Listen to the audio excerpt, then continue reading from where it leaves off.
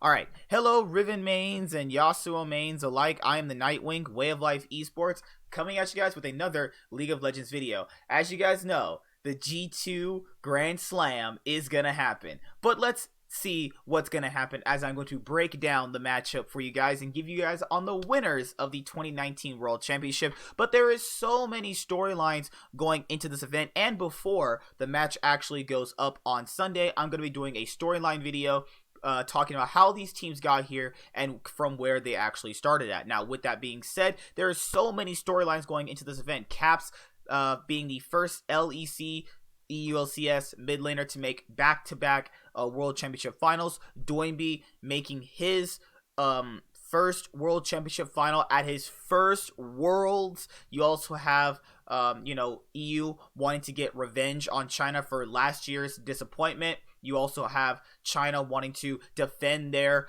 World Championship title that IG won for them last year. And you have a mess of teams that people predicted to be top 3, and you got the top 3 teams: FPX, G2, and SKT. From SKT's performance over IG in the semifinals, I would say that SKT was rightfully deserved to be at that third place position. But now let's go over previewing this match right now. And as a bonus for Sunday, since this is the finals, I'm going to be previewing their storylines coming into this event and also their history as to where they finally made it to this spot at the World Championship 2019 final.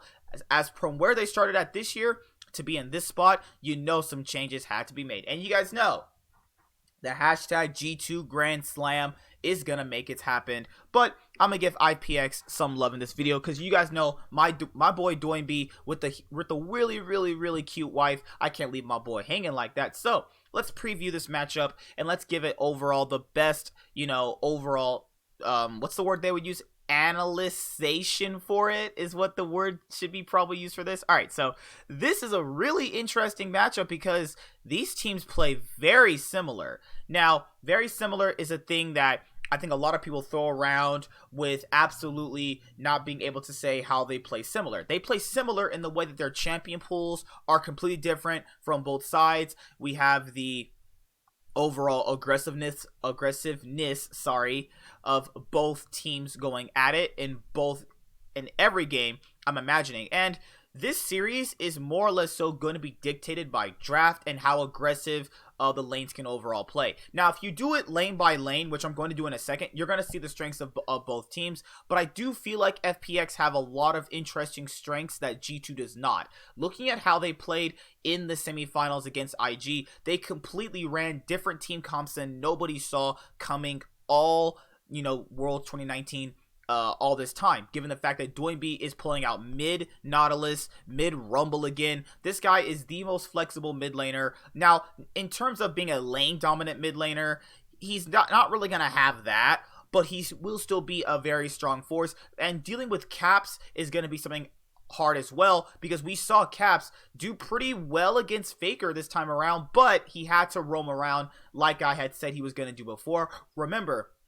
what I said he was going to do before the matchup against SKT versus G2 started. I explicitly said he was not going to get a lead against Faker. He was going to have to roam around, and for a majority of the series, he had to do that in order to be relevant at all. But against Doinby, I think he's going to have a little bit of an easier time. No discredit to my boy right there, but I feel like these two play very similar. They want to play super aggressive, dive bottom lane, dive top, roam consistently with a jungler, pair up with a jungler. Caps and Yankos' synergy is not as good as Tien and Doinby's. That's just without a doubt, as we know that Doinby and Tien are the best mid jungle duo in the tournament, and that is evident as to the reason why they are here.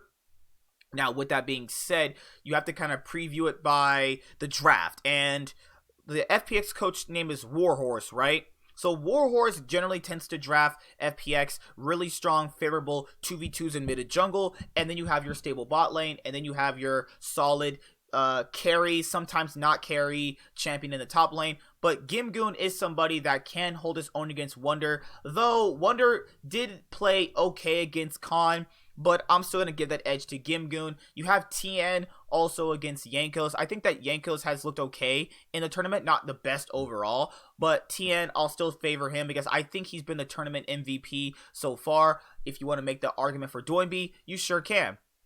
Then you have the mid lane. In terms of mechanics, I think that Caps beats Doinby.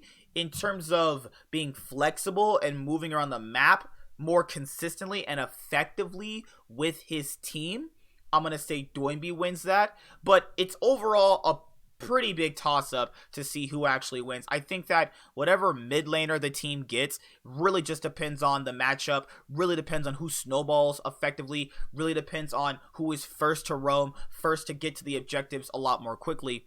Then you look at the bot lane. Now, the bot lane for G2 is probably one of the strongest points for them this whole tournament. Perkz also could be considered a tournament MVP, as he has put on a show at Worlds 2019. And Kai'Sa and Xayah should overall be a must ban for either side, given the fact that both hyper carries literally dictate the entire pace of a game. Whichever one of those hyper carries get fed kills, and I mean anything more than like 2, you're probably going to lose. So to overall eliminate that factor, I'm pretty sure we're going to have to see both sides must ban Kai'Sa or Xayah. Now, with that being said, do I think that Perkz can overall, with Mickey, overcome Crisp, not Crispy, Chicken, Crisp, the player, XD kick, lol. I'm just having some fun with you guys. Do I think that the G2 bot lane can hold off the FPX bot lane? They can, but it depends on the mid laners. See, a lot of this finals matchup comes down to the mid laners, and the X factor for FPX is TN, while the X factor for G2 is Perkz. So it really depends on if Perkz and Mickey can snowball through bot, they can win. We've seen it instantly. Rather than if FPX snowballs through bot, they've been very, let's say, wonky with it, because they do, along with G2's bot lane, can vary at various points, get behind, and it depends on where they're actually going to go with this, because this is going to be a highly volatile series, and you know Caps is going to want to actually play a lot better than he did with Fnatic last year. Now, last year, I predicted IG to beat Fnatic 3-0 stomp. I'll be making a video about why I chose that very last year, because a lot of people did not watch IG and completely discredited IG in general, and Fnatic were not stronger than IG at any point all last year. And the fact that people even thought they were going to beat IG was, I was literally, I was in tears. I knew IG would beat them 3-0.